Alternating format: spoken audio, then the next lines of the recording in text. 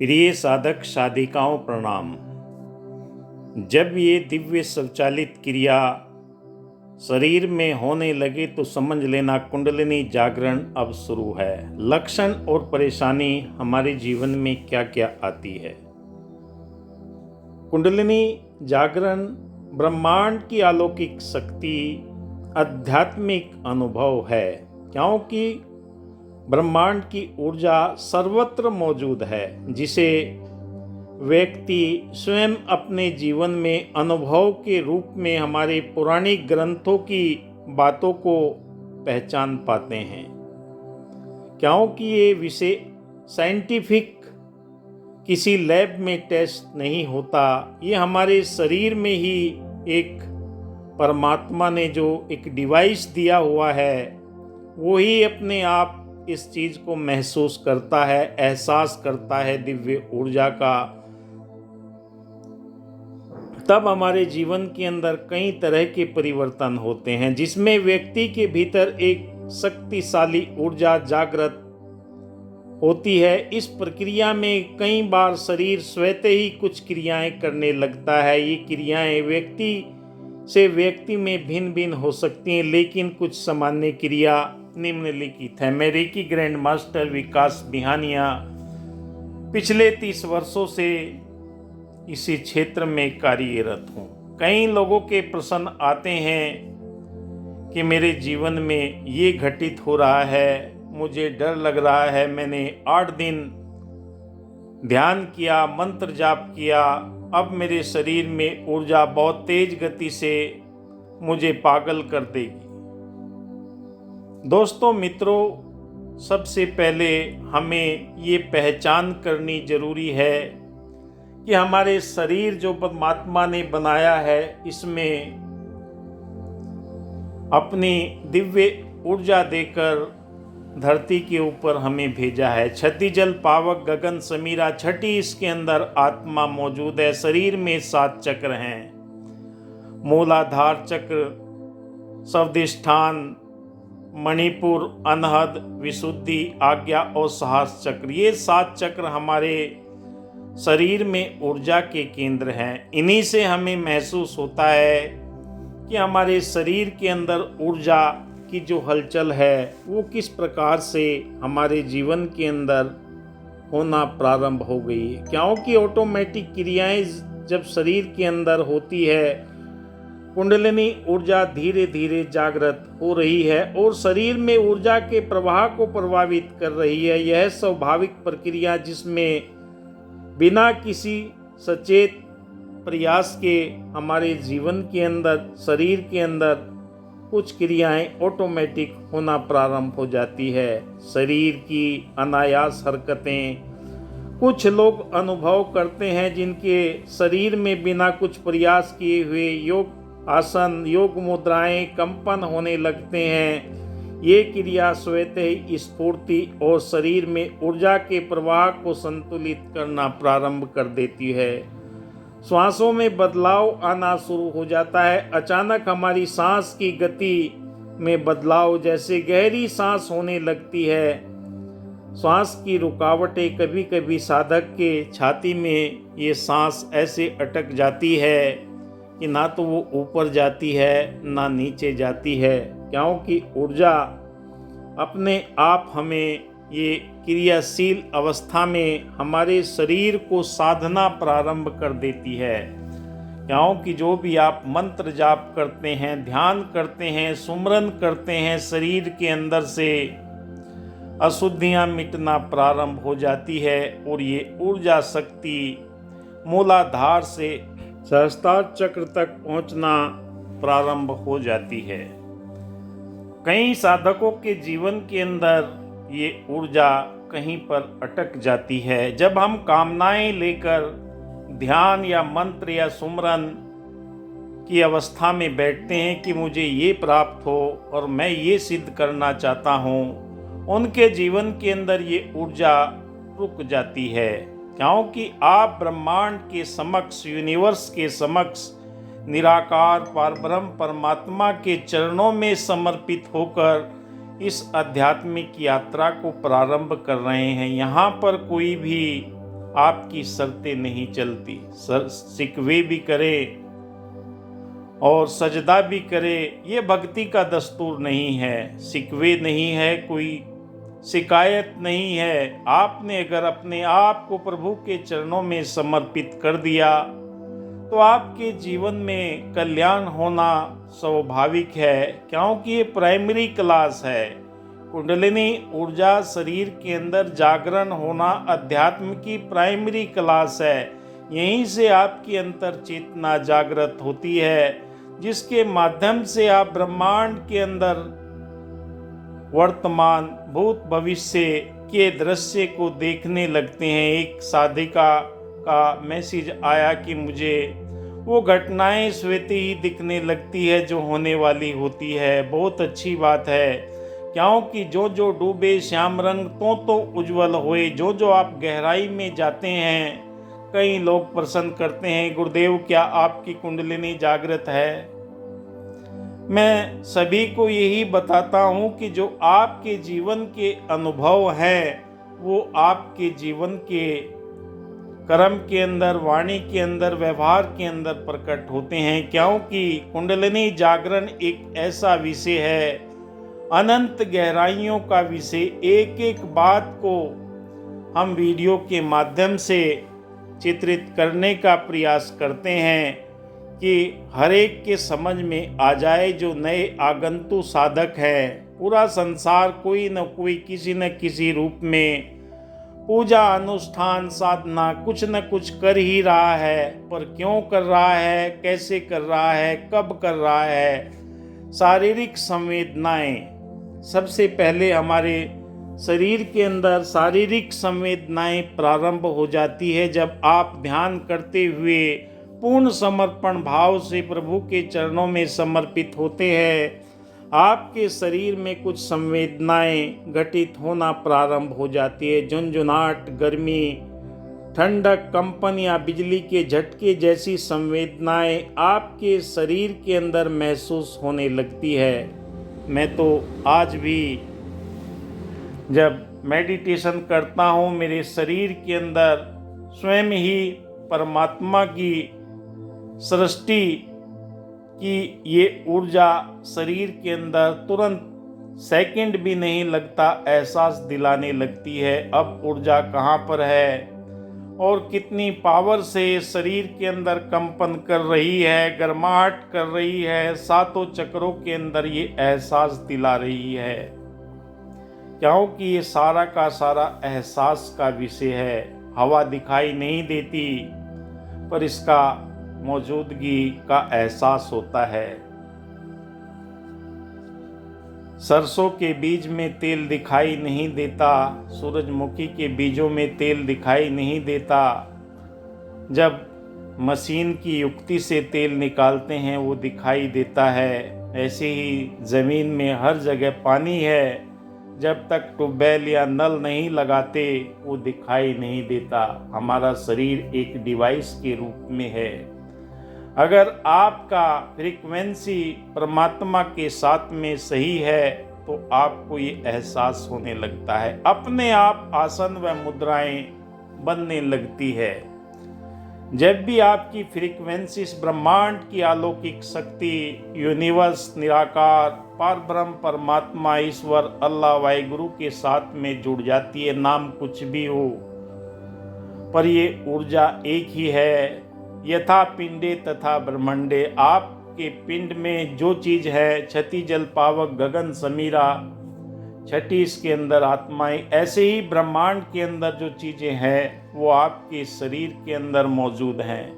आसन अपने आप लगने लगते हैं, अपने आप आपके हाथ दुआओं के लिए उठने लगते हैं, अपने आप आपके हाथ जुड़ने लगते हैं, गर्दन मुड़ने लगती है।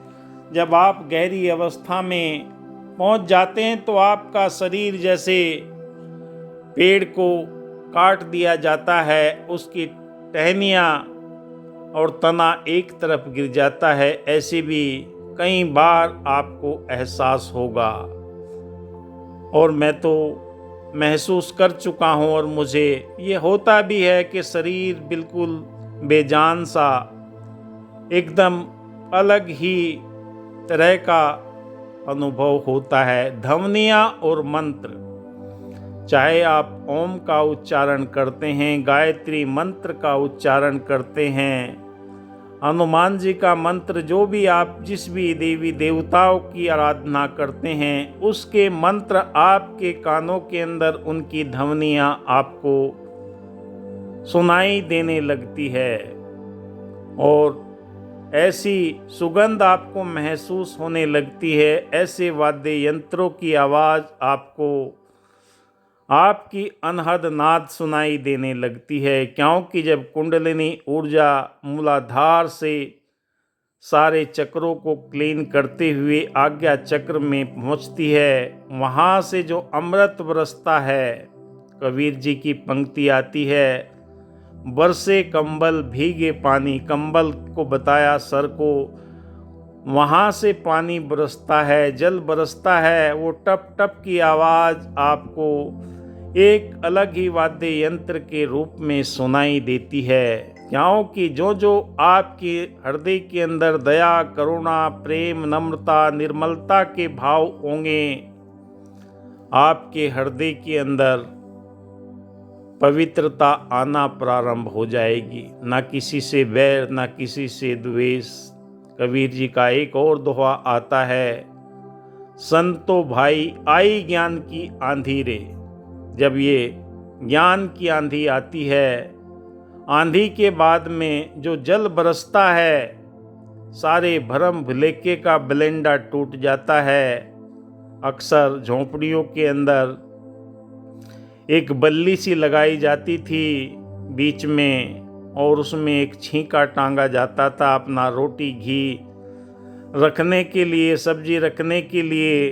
जब तूफान आता था तो उस छप्पर को, उस झोंपड़ी को उखाड़ कर फेंक देता था। वो सारा मोह का बलेंडा, यानी कि जो हमने अपने आप में संभाले हुए हैं कि मेरा ये है, मेरा वो है, सारी की सारी आपकी भावनाएं बदल जाती हैं, क्योंकि आपकी भावनाओं के अंदर जो परिवर्तन आता है, उस भावनाओं के अंदर इतनी पवित्रता होती है कि आपका मन निर्मल होता हुआ चला जाता है और व्यक्ति की भिन्न भिन्न प्रकार की भावनाएं से गुजरता है। जैसे कभी आनंद की अवस्था में पहुंच गया, अपने आप मुस्कुराहट, हंसी आएगी और शरीर झूमने लगेगा, कभी शांति महसूस करता है, कभी भय। ये स्वतः ही होने वाली क्रियाएं आपके जीवन के अंदर महसूस होगी। ये क्रियाएं कुंडलिनी ऊर्जा के प्रवाह के कारण होती है। जब कुंडलिनी ऊर्जा शरीर में ऊपर की ओर बढ़ती है तो विभिन्न चक्रों और नाड़ियों को उत्तेजित करते हुए, जिसके परिणाम स्वरूप स्वतः ही होने वाली क्रियाएं आपकी भावनाओं के अंदर परिवर्तन कर देती है। खतरनाक क्रियाएं भी कभी कभी हो सकती है। ये क्रिया आमतौर पर खतरनाक नहीं होती, हालांकि कुछ मामलों में बहुत तीव्र भी हो जाती है। व्यक्ति को असहज महसूस होने लगता है, क्योंकि उसके जीवन में कभी ये सामान्य घटना तो उसने महसूस की है, पर कुछ बदलाव जब शरीर अपने आप उठने लगता है और शरीर में परिवर्तन, तो दूसरा देखने वाले परिवार के आदमी ही कहेंगे कि ये तो पागल हो गया है, इसके अंदर तो भूत आने लगा है, आत्मा आने लगी है, क्योंकि साधक को ये पवित्र ज्ञान है। अपने आप आपके हृदय के अंदर करुणा, प्रेम के भाव को ये प्रेरित करता है और ये ऊर्जा आपको अंदर बाहर से एक कर देती है। और निरंतर आपके अभ्यास से ही ये संभव है। एक दिन का कार्य नहीं कि एक दिन की हम मंत्र जाप करें, ध्यान करें, समाधि करें, सुमरन करें, एक दिन के अंदर ये सब कुछ हो जाएगा। धीरे धीरे रे मना, धीरे धीरे आप जब इस उच्च अवस्था को हासिल करते हैं तो आपके जीवन के कई तरह के परिवर्तन आना प्रारंभ हो जाते हैं। कुंडलिनी जागरण के दौरान धैर्य और शांति बनाए रखना, गुरु का मार्गदर्शन लेना बहुत ज़रूरी है। क्योंकि किसी को 8 साल हो गए, किसी को 10 हो गए, किसी को 15 हो गए। सिर्फ आंख बंद कर लेने से ही आपके जीवन में परिवर्तन नहीं आएगा। जो भी लैंडमार्क बताए गए हैं गुरुओं के द्वारा, मार्गदर्शक गाइड के द्वारा, आपके जीवन के अंदर वो परिवर्तन अगर आपको प्रारंभ हो रहे हैं तो आपकी अंतर चेतना आपको अंतर ज्ञान की, आत्मज्ञान की ओर लेकर जाना प्रारंभ कर देती है। क्योंकि परमात्मा ब्रह्मांड की वो शक्ति है जो आपके आत्मिक रूप से आपका विकास करती है, आध्यात्मिक रूप से आपका विकास करती है, आपकी चेतना को पवित्र और पावन उज्जवल करके आपको निर्मल विचारों के साथ में जीवन जीने का सलीका प्रदान करती है। और जब जीवन के अंदर ये सलीका आना प्रारंभ हो जाता है तो अपने आप हमारी विचारधारा बदलने लगती है। ना काहू से दोस्ती, ना काहू से बैर, किसी से कोई बैर नहीं, किसी से कोई शिकवा नहीं, किसी से कोई शिकायत नहीं। ये हमारे जीवन के अंदर कई तरह की तब्दीलियां हमें ब्रह्मांड की अलौकिक शक्ति के साथ में जोड़ती है। और आपको कई बार प्रकाश भी महसूस होगा, आपके देवी देवताओं के दर्शन भी होंगे, आपके पूर्वजों के दर्शन भी आपको महसूस होंगे और आपको स्वयं ही ये अनुभव होना शुरू हो जाता है। मानसिक और भावनात्मक स्थिति में परिवर्तन आना प्रारंभ हो जाता है।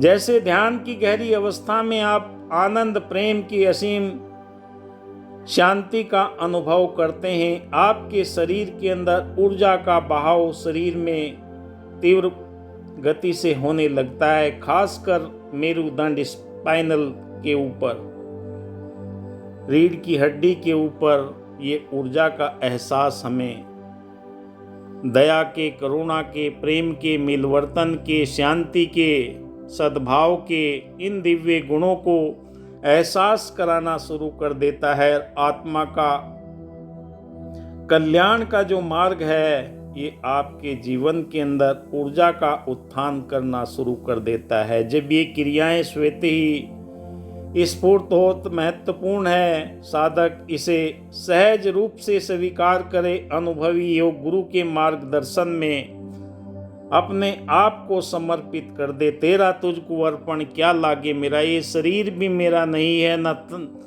तन मेरा, न मन मेरा, न धन मेरा। हे प्रभु, आप अपने चरणों में मुझे जगह दीजिए। गुरु क्या करता है, आपको आध्यात्मिक रूप से, मानसिक रूप से, शारीरिक रूप से एक कवच प्रदान करता है। कई लोग बोलते हैं कि गुरु की क्या आवश्यकता है। गुरु हमारे जीवन के अंदर आत्मविश्वास भरने के लिए, क्योंकि जो बीच में रुकावटें आएंगी, बाधा आएंगी, कौन आपका मार्गदर्शन करेगा। न जाने लोग कहाँ कहाँ से ढूंढते हैं, निकालते हैं, पर जो वास्तविक आपको मार्गदर्शन शरीर रूप में गुरु की आवश्यकता क्यों होती है। गुरु हमारे भ्रमों को दूर करके अज्ञानता मिटाकर ज्ञान की रोशनी में लेकर जाता है और जीवन में आत्मविश्वास का एक ऐसा स्वरूप खड़ा कर देता है कि हम इस मार्ग में सही दिशा की ओर बढ़ रहे हैं। मनुष्य का अंतिम और प्रथम लक्ष्य परमात्मा का बोध करना है। अब से पहले जितने भी ऋषि मनीषी, विवेकानंद, महात्मा बुद्ध, महावीर, जैन जी, जितने भी अवतारी पुरुष हुए हैं, उन्होंने सबसे पहले अपने आप को इस साधना में निपुण किया, तभी उन्होंने संसार के अंदर ये संदेश दिया। यही बात यहाँ पर शुरू होती है कि अगर आपका निजी अनुभव होगा तो आप इस अध्यात्म के मार्ग के अंदर, आपके रोम रोम के अंदर, शरीर की एक एक कोशिकाओं के अंदर, एक एक शरीर के अंग के अंदर इस ऊर्जा का एहसास कर सकते हैं। क्योंकि स्वयं का आपका अनुभव ही इस क्षेत्र में आपको उन्नति के पथ पर लेकर जाएगा। दुनिया की कोई ताकत नहीं है। कहा कि दुनिया की दुकानों में सजावट ही सजावट है, जमाने की मोहब्बत में बनावट ही बनावट है। ये तेरा कर्म है साकी कि तुम तक आन पहुँचे हैं, वरना हक की राहों में रुकावट ही रुकावट है। बहुत लोग मिलेंगे आपके मार्ग को बदलने के लिए कि भाई ये तो बहुत खराब मार्ग है, क्योंकि वो स्वयं तो चल नहीं पाते, पर दूसरे की प्रगति देखकर मन के अंदर जलन पैदा होती है, द्वेष पैदा होती है, हृदय के अंदर बुरे विचार पैदा होते हैं कि मैं इतने दिन से कर रहा हूँ, मुझे तो कुछ मिला नहीं और ये कैसे प्रगति कर रहा है। तो प्रिय साधकों, मैं आप सभी को बार बार यही कहता हूँ कि अपने अंदर इतनी ऊर्जा, वायवी एनर्जी को मंत्र के द्वारा, सुमरन के द्वारा, जाप के द्वारा पैदा कीजिए कि स्वयं आपको परम पिता परमात्मा की दिव्यता मिलना प्रारंभ हो जाए। जीवन के अंदर सबसे बड़ा जो आनंद है वो प्रभु भक्ति है, प्रभु प्रेम ही है।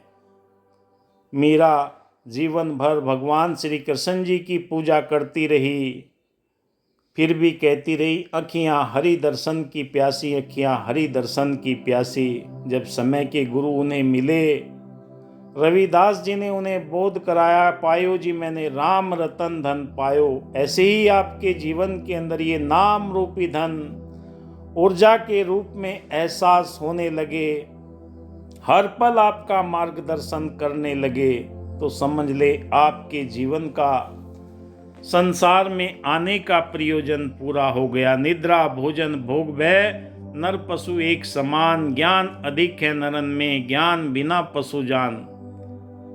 जानवर पंछी सोते भी हैं, बच्चे भी पैदा करते हैं, भोग विलास सारा करते हैं, इंसान भी वही करता है, पर उसके पास में जो ज्ञान है, जो चेतना है, जो उन सब से अलग करती है, वो परम पिता परमात्मा की शरण में ले जाने के लिए आपका अकेले का स्वयं का ये मार्ग है। यहाँ पर दिखावटी बनावटी कार्य नहीं होते। कोई फर्क नहीं पड़ता आप किसकी पूजा करते हैं, किसका ध्यान करते हैं। फर्क ये पड़ता है कि आपके पास में नाम रूपी कमाई कितनी है, आपके शरीर के अंदर ये ब्रह्म ऊर्जा कितनी बन पाई है, क्योंकि यही आपके जीवन के अंदर सत्यचित आनंद की अनुभूति प्रदान करती है, जो आपको परमात्मा के साक्षात्कार तक लेकर जाती है। और जब आपके रोम रोम के अंदर ये प्रभु परमात्मा का एहसास रच बस जाता है, आपको कोई नुमाइश करने की जरूरत नहीं है। आप आनंद में, प्रभु प्रेम की इस भक्ति में, कुंडलिनी ऊर्जा की इस एहसास के अंदर अपने शरीर के अंदर 72,000 नस नाड़ियों के अंदर इस ऊर्जा को महसूस कर सकते हैं। और ये तभी हो पाएगा जब अपने आप आपने प्रभु के चरणों में मिटा दिया।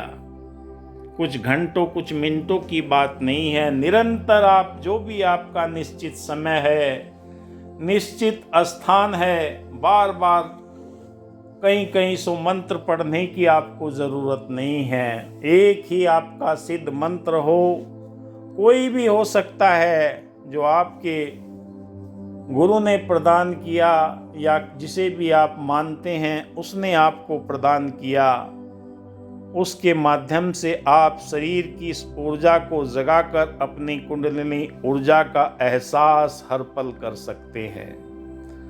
सत्यचित आनंद को जीवन के अंदर अनुभव कर सकते हैं। देवी देवताओं के आशीर्वाद स्वतः ही आपको मिलना प्रारंभ हो जाते हैं।